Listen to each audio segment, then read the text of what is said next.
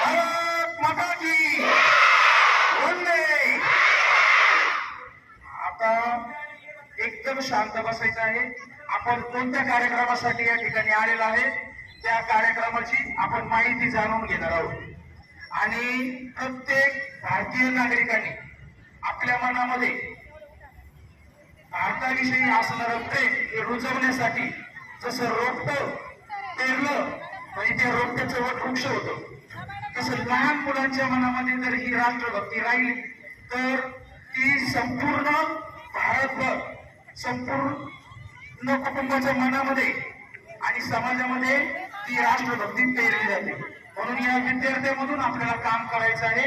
तर विद्यार्थ्यांनी लक्षपूर्वक ऐकायचंय की या ठिकाणी तुम्हाला काय सूचना दिल्या जाणार आहे आणि काय। आपण आज या ठिकाणी